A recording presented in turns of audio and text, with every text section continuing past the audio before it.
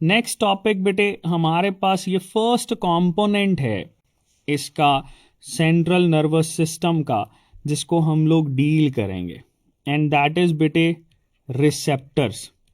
ठीक है, रिसेप्टर्स के बाद हम लोग न्यूरॉन्स की तरफ मूव करेंगे and then we will be moving toward effectors. चलो, रिसेप्टर्स क्या होते हैं आप सब लोगों को पता है, और मुझे पता है कि आप सब लोग बता भी दोगे कि रिसेप्टर्स क्या होते हैं, आप लोगों को इंफॉर्मेशन भी होगी। रिसेप्टर्स का एक और नाम भी होता है, रिसेप्टर्स का एक और नाम भी होता है जी बेटे। हमारे पास रिसेप्टर्स जो होते हैं हम इनको ट्रांसड्यूसर्स बोलते हैं। They are also refer to as transducers. ठीक है जी। ट्रांसड्यूसर्स बोलने की वजह क्या है? ट्रांसड्यूसर्स बोलने की वजह यह है कि ये बेटे हमारे पास रिस्पॉन्सिबल होते हैं for the conversion of energy. ये क्या करते हैं? One form of energy, one energy form, ये कुछ भी हो सकती है, कोई भी एनर्जी फॉर्म होती है बेटे, ये इस एनर्जी फॉर्म को कन्वर्ट करते हैं सेकेंड एनर्जी फॉर्म के अंदर। ठीक है। अच्छा, अब यहां पर आपके पास अगर क्वेश्चन हम लोग ओरिजिनेट करें तो ये सवाल बनता है कि ये हर किसी एनर्जी को जो है वो इलेक्ट्रोकेमिकल चेंज के अंदर कन्वर्ट कर देते हैं। इलेक्ट्रोकेमिकल चेंज में बेटे ये कन्वर्ट कर देते हैं। इलेक्ट्रोकेमिकल चेंज क्या होता है? इलेक्ट्रोकेमिकल चेंज को बेटे हम लोग नर्व इंपल्स बोलते हैं। तो ये बात याद रखना, नर्व इंपल्स की जनरेशन जो है वो बेसिकली सेकेंड एनर्जी में कन्वर्ट होती है। लाइक अगर आपकी आंखों पे कोई लाइट पड़ती है तो उस लाइट एनर्जी को कन्वर्ट करना इलेक्ट्रोकेमिकल चेंज के अंदर, ये बेटे ट्रांसड्यूसर्स का काम है। That is the function of receptors. ठीक है, ओके। एक और चीज सुनिएगा कि रिसेप्टर्स जो होते हैं ये बेटे हमारे पास किस किस टाइप के हो सकते हैं। बहुत सिंपल सी बात है, याद रखना रिसेप्टर्स जो हैं बेटे ये हमारे पास डिफरेंट कैटेगरीज के हो सकते हैं। Like they can be cells.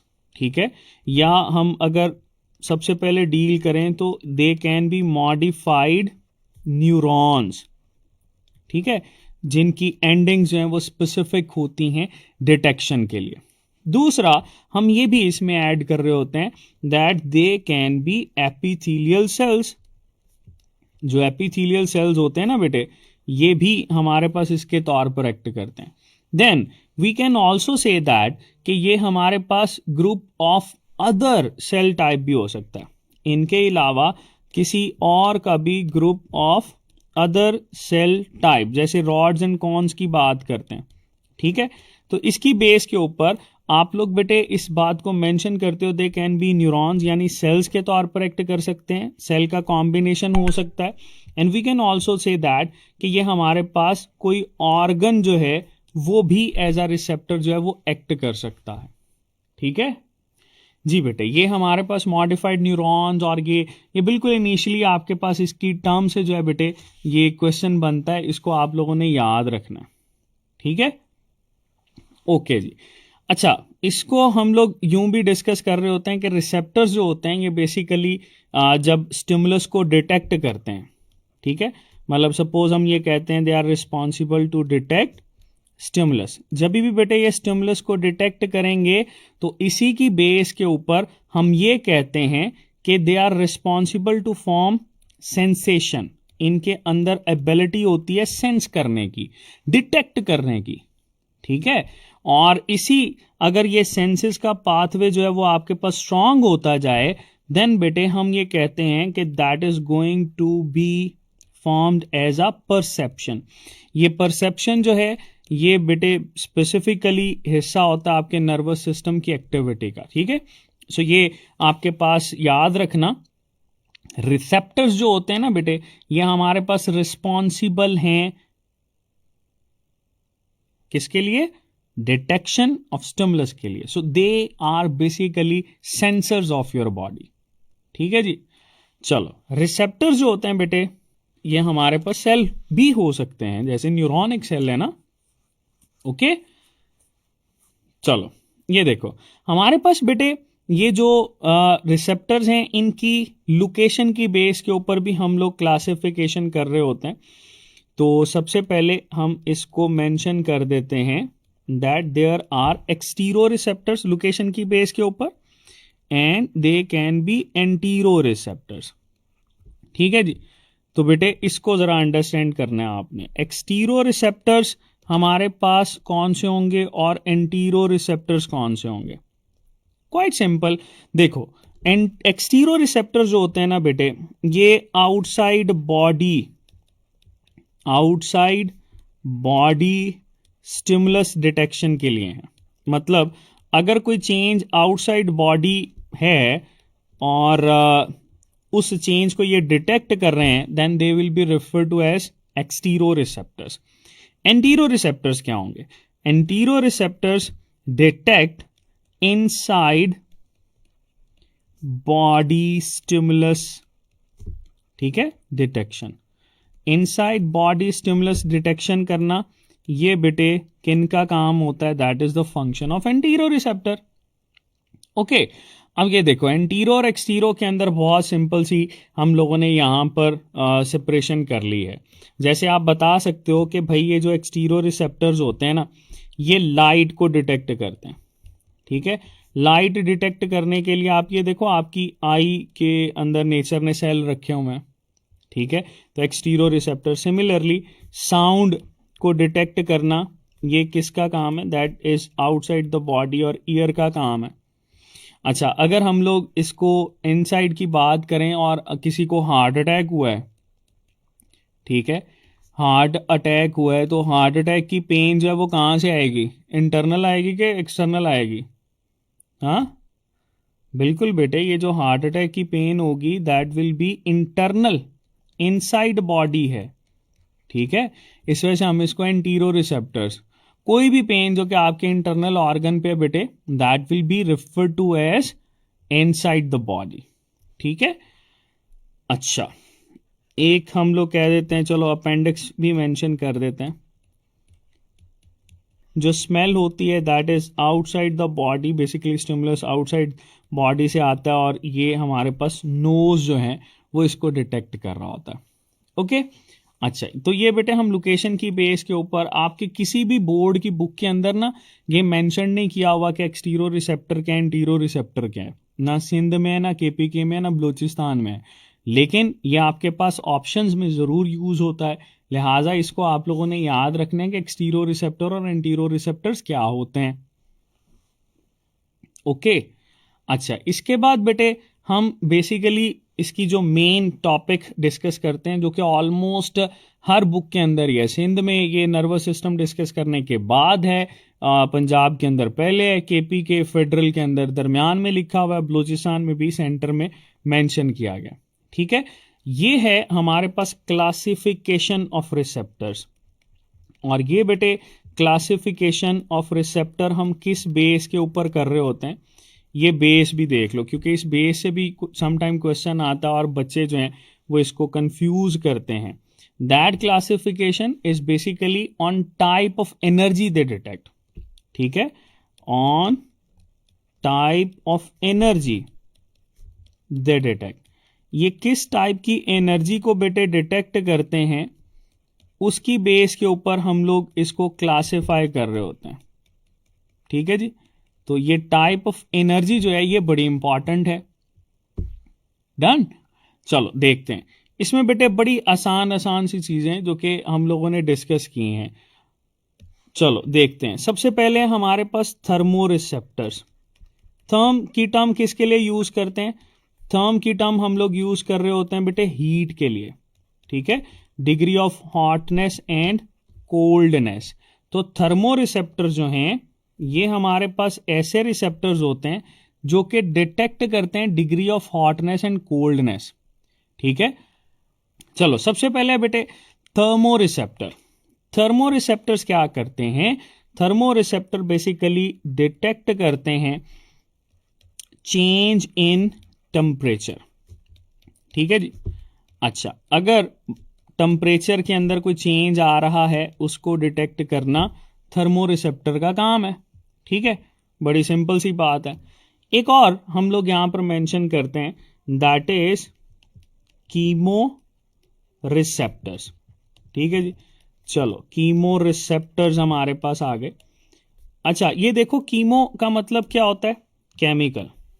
ठीक है, कीमो का मतलब ये chemical, they will definitely detect chemicals. तो ये भी बड़ी आसान सी बात है कि ये किस चीज को डिटेक्ट कर रहे होते हैं, ये डिटेक्ट कर रहे होते हैं केमिकल्स को। अच्छा, इसके साथ आइंस भी मेंशन कर देते हैं, बिकॉज कुछ बुक्स के अंदर आइंस हम मेंशन करते हैं, so that is also the quite simple thing कि आइंस भी केमिकल्स के साथ ही आते हैं, बट आपको मसला ना हो इस वजह से मैंने इसके साथ ऐड कर दिया। चलो देखो, हमारे पास बेटे ये जो चीज़ें हैं जिसमें कीमो रिसेप्टर्स की हम लोग बात करते हैं ना, ये आपके पास बहुत सारे डिफरेंट एमसीक्यूज बन सकते हैं, और ये बेसिकली ब्लड के अंदर केमिकल्स और आइंस को डिटेक्ट करते हैं।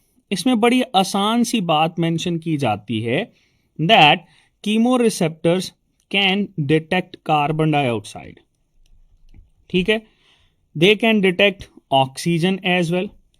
ठीक है जी, ये हमारे पास भाई कह लो कि ग्लूकोज को डिटेक्ट कर सकते हैं।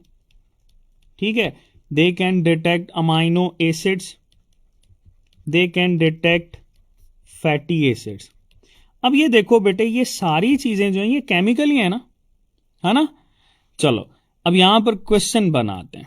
आपके पास क्वेश्चन ये आता है कि ये जो कार्बन डाइऑक्साइड की डिटेक्शन होती है, ये भाई कौन सा कीमो रिसेप्टर कर रहा होता है, इसका नाम बताओ, क्या बताओगे? कि ये जो मेड्यूला होता है ना बेटे, दैट डिटेक्ट कार्बन डाइऑक्साइड। हम जब रेस्पायरेशन पढ़ेंगे ना, तो उसमें भी बड़ा इंपॉर्टेंट है ये मेड्यूला, और इसकी बेस के ऊपर जो है वो हम लोग इसको डिटेक्ट भी कर रहे होते हैं।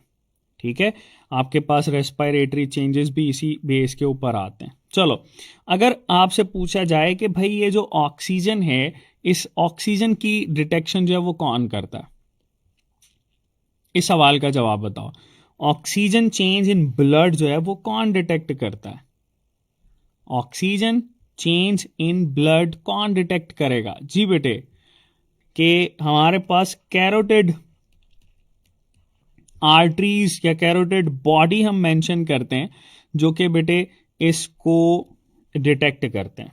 ठीक है, चलो एक और सवाल बनाते हैं, वो ये कि अमाइनो एसिड, ये फैटी एसिड और ये जो ग्लूकोज हैं, इसकी डिटेक्शन, तो बेटे इसकी डिटेक्शन जो है that is purely done by hypothalamus. तो इसमें हम लोग स्पेसिफिक कर सकते हैं कि हाइपोथैलेमस का ही काम है। अच्छा, पंजाब बोर्ड के अंदर ना इसको सेम ही लिखा हुआ है कि भाई आपके पास चाहे कार्बन डाइऑक्साइड या ऑक्सीजन है, इसको सारे के सारे हाइपोथैलेमस करते हैं। लेकिन बेटे वो गलत है। जब आप इसको इस तरह से कैटेगराइज करते हो ना, तो आपके लिए चीजें और आसान हो जाती हैं। ओके, चलो एक और टर्म लिखते हैं। अगर मैं यहां पे लिखता हूं कि भाई हमारे पास ऑस्मोटिक बैलेंस है या ऑस्मोटिक प्रेशर, सपोज हम मेंशन कर लेते हैं कि ऑस्मोटिक प्रेशर है, तो ऑस्मोटिक प्रेशर को भाई कौन डिटेक्ट करेगा? ऑस्मोटिक प्रेशर को डिटेक्ट करने वाले बेटे हमारे पास हाइपोथैलेमस के ही रिसेप्टर्स होते हैं, और उनको हम लोग बोलते हैं osmo receptors. They are referred to as osmo receptors. और ऑस्मो रिसेप्टर्स किसका हिस्सा होते हैं बेटे? They are the part of actually hypothalamus. ये हाइपोथैलेमस का हिस्सा होते हैं बेटे। ठीक है, तो ये याद रखना, हाइपोथैलेमस का हिस्सा है। चलो और क्वेश्चन बनाते हैं, वो ये कि हमारे पास यहां पे मेंशन कर देते हैं भाई कि जो स्मेल है, सपोज हम यहां पे मेंशन करते हैं भाई स्मेल। स्मेल को कौन डिटेक्ट करता है? हाँ, स्मेल को कौन डिटेक्ट करता है? चलो मुझे ये बताओ कि स्मेल की जो सेंस होती है, इसको हम क्या बोलते हैं? That is referred to as olfaction. ठीक है, और ये जो ऑल्फैक्शन होती है, ये किसके साथ एसोसिएटेड है? ऑल्फैक्शन किसके साथ एसोसिएटेड है? ऑल्फैक्शन बेटे एसोसिएटेड होती है नेजल एपिथीलियम के साथ। और ये अपर साइड पे जो एपिथीलियम मौजूद होती है ना, बेसिकली वो डिटेक्ट करती है, अपर साइड वाली, ठीक है। तो नेजल एपिथेलियम बेटे ये काम करती है। चलो, अगर वो आपसे कहता है कि भाई टेस्ट के बारे में बताओ, तो ये टेस्ट किस कैटेगरी में आएगा? भाई ये टेस्ट जो है ये भी हमारे पास कीमो रिसेप्टर की कैटेगरी में आएगा। और इस टेस्ट को हम लोग मेंशन कर रहे होते हैं भाई, ये हमारे पास गस्टेशन कहलाता है, ठीक है। अक्सर बच्चे इस चीज को मेंशन नहीं करते, तो आपके पास सम टाइम पूछेगा गस्टेशन। तो गस्टेशन की जो एक्टिविटी होती है बेटे, ये किसके साथ एसोसिएटेड होती है? टंग के साथ। और टंग पे ना रिसेप्टर मौजूद होते हैं जो कि इसको डिटेक्ट करते हैं। ओके, चलो। अच्छा, एक और चीज जो कि कुछ बुक्स के अंदर मेंशन है, सब में नहीं है, तो अगर आप इसको करना चाहते हो तो मैं जरूर आपको कहूंगा कि ये जो टंग होती है ना बेटे, टंग, इसका सेंटर जो होता है वो टेस्ट ब्लाइंड होता है, ठीक है। आपके पास ये मेंशन किया जाता है कि centre of tongue is taste blind, ठीक है। ये एक्स्ट्रा इंफॉर्मेशन है, अगर आप ऐड करना चाहते हो तो कर लो। ये हमारे पास टेस्ट ब्लाइंड होती है बिल्कुल सेंटर में, क्योंकि इस पे जो है ना वो रिसेप्टर जो है उनकी डिस्ट्रीब्यूशन नहीं हुई होती। डन। चलो बेटे, ये हमारे पास कीमो रिसेप्टर्स आ गए। कीमो रिसेप्टर्स के बाद हमारे पास नेक्स्ट जिस चीज को हम लोग डिटेक्ट करते हैं, डिस्कस करेंगे, दैट इज मैकेनो रिसेप्टर्स, ठीक है। मैकेनो रिसेप्टर्स, मैकेनो रिसेप्टर्स जो हैं they will definitely detect mechanical change. ये बेटे हमारे पास मैकेनिकल चेंज को डिटेक्ट कर रहे होते हैं। अब ये मैकेनिकल चेंज है या आपके पास डिफरेंट चेंजेस को, कोई भी मैकेनिकल कैरेक्टर जो आ जाती है उसको डील कर रहा होता है, ठीक है। सो हम यहां पर मेंशन करते हैं दे डिटेक्ट मैकेनिकल चेंज। अब बेटे मैकेनिकल चेंज तो बहुत सारे हैं, तो कौन कौन से हैं इसको देख लेते हैं। देखो भाई, हमारे पास सबसे पहले हम इसमें डील करते हैं कि जो हियरिंग होती है वो कौन कंट्रोल करता है। तो देखो, जब भी हियरिंग आ जाए या बेटे इसमें आपके पास इक्विलिब्रियम मेंशन किया जाए, बॉडी इक्विलिब्रियम, तो हियरिंग और इक्विलिब्रियम जो है ये बेटे एसोसिएटेड होता है विद ईयर, ठीक है। ये याद रखना, जो आपका कान होता है ना, that is associated with this. Done. अच्छा, फिर हमारे पास आ जाता है भाई कि जो आपके पास ये जो हियरिंग है इसके अलावा भी कुछ कैरेक्टर्स हैं, जैसे टच की बात कर लेते हैं। चलो हम टच की बात करते हैं। टच, तो टच को कौन डिटेक्ट करता है? याद रखना बेटे, टच के लिए हमारे पास दो तरह के सेल्स हैं, ठीक है, जिसमें हमारे पास एक मेजिनर कार्पसल्स होते हैं स्किन के अंदर, दे आर मेजिनर्स कार्पसल्स, ठीक है जी, मेजिनर कार्पसल्स होते हैं। प्लस इसमें बेटे मर्कल सेल्स भी होते हैं, ठीक है। ये भी तमाम बोर्ड की बुक के अंदर मेंशन नहीं है, तो इसको आप ऐड कर लो। मर्कल सेल्स होते हैं, मेजिनर कार्पसल्स और मर्कल सेल्स हैं बेटे, ये हम इसके साथ मेंशन करते हैं, मर्कल सेल्स, ठीक है। और ये जो टच होता है इसके लिए सम टाइम ये टर्म यूज की जाती है भाई, टेक्शन, ठीक है, टेक्टिशन, सॉरी, इसको टेक्टिशन बोलते हैं। तो मेजिनर कार्पसल्स प्लस मर्कल सेल्स जो हैं वो इसके साथ एसोसिएटेड होते हैं। ओके, फिर अगर हम ये कहें कि प्रेशर को भाई कौन कंट्रोल करता है, डिटेक्ट करता है, तो प्रेशर की डिटेक्शन जो होती है ये बेटे हमारे पास एसोसिएटेड होती है विद रेफरेंस टू पेसिनियन कार्पसल, ठीक है। स्किन के अंदर डेप्थ में मौजूद होते हैं, इनको पेसिनियन कार्पसल्स बोलते हैं। डन। अच्छा, इन बेटे पेसिनियन कार्पसल्स के साथ साथ आपके पास एक और टर्म भी यूज की जाती है प्रेशर को, वो बेटे baroreceptors, they are baroreceptors. ये जो बैरो रिसेप्टर्स होते हैं ना, ये बैरो रिसेप्टर्स बेटे वेसल्स में होते हैं, they are specific for vessels. Blood vessels के अंदर, लार्जर वेसल्स जो हैं, लार्जर ब्लड वेसल्स जो हैं, उनमें ये मौजूद होते हैं। ठीक है, उसको डिटेक्ट करना, प्रेशर बेसिकली ब्लड प्रेशर है तो बैरो रिसेप्टर्स इसको डिटेक्ट कर रहे होते हैं। अच्छा, इसी के साथ एक और बेटे हम लोग यहां पर ऐड करते हैं, दैट इज वाइब्रेशंस।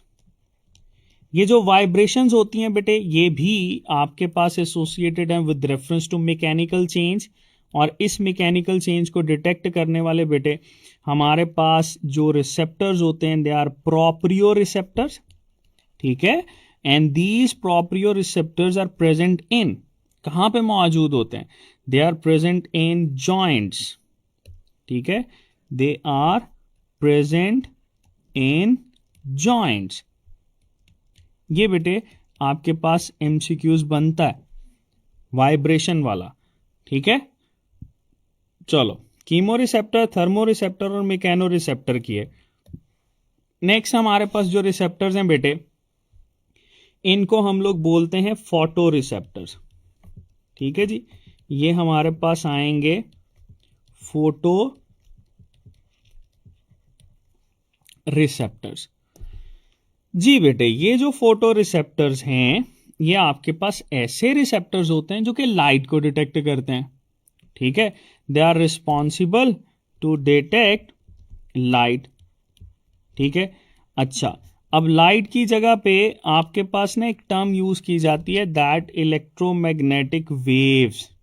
लाइट क्या है, लाइट हमारे पास इलेक्ट्रोमैग्नेटिक वेव है, तो इनको इलेक्ट्रोमैग्नेटिक रिसेप्टर्स भी कहते हैं। तो इलेक्ट्रोमैग्नेटिक वेव्स की वजह से इलेक्ट्रोमैग्नेटिक रिसेप्टर्स भी कहा जाता है बेटे इनको। ठीक है, अच्छा, अब सवाल ये आता है कि ये कौन सी लाइट डिटेक्ट करते हैं। लाइट बेटे, ये जो फोटो रिसेप्टर्स हैं, they detect two kind of lights, जिसमें से एक तो बड़ी सिंपल सी हम लोगों ने पढ़ा कि विजिबल लाइट डिटेक्ट करना इसका काम है। दूसरा बेटे अल्ट्रा वायलेट जो रेडिएशंस होती हैं वो भी ये डिटेक्ट कर सकता है। तो दो तरह की कैटेगरीज हैं, दोनों को आप लोगों ने याद रखना है, ये बड़ी इंपॉर्टेंट है। ठीक है, इसमें से सवाल बनता है। ओके, नेक्स्ट बेटे हमारे पास आ जाते हैं, there are pain receptors. Pain receptors, ठीक है जी, पेन रिसेप्टर्स के बारे में क्या जानते हो? उर्दू में तो हम इनको कहते हैं तकलीफ रिसेप्टर्स। मतलब अगर कोई आपको कहता है भाई आपको क्या तकलीफ है, तो इसका क्या मतलब है? इसका मतलब ये है वो आपको ये कह रहा है भाई आपके जो पेन रिसेप्टर्स हैं क्या उनमें कोई मसला तो नहीं चल रहा जी। कि ये जो भाई हमारे पास होते हैं ना पेन रिसेप्टर्स, इनको हम लोग नोसीसेप्टर्स भी कहते हैं। They are also known as nociceptors. ठीक है, पेन रिसेप्टर्स होते हैं। अच्छा, ये जो पेन रिसेप्टर्स होते हैं ये बेसिकली अनडिफरेंशिएटेड एंडिंग्स होती हैं। They are undifferentiated nerve endings. ठीक है, they are not differentiated, undifferentiated endings कहते हैं। तो ये आपके पास एमसीक्यूज बनता है। चलो, अब सवाल ये है कि पेन रिसेप्टर किस चीज को डिटेक्ट करते हैं? तो पेन रिसेप्टर की डिटेक्शन जो होती है बेटे, that is regarding tissue damage. They detect tissue damage. जब भी टिश्यू डैमेज होगा तो ये बेटे आपकी बॉडी के अंदर ना पेन इंड्यूस करेगा। जैसे नेक्रोसिस आप लोगों ने पढ़ी थी ना, नेक्रोसिस, तो वो नेक्रोसिस को डिटेक्ट करना बेसिकली इन्हीं का ही काम होता है।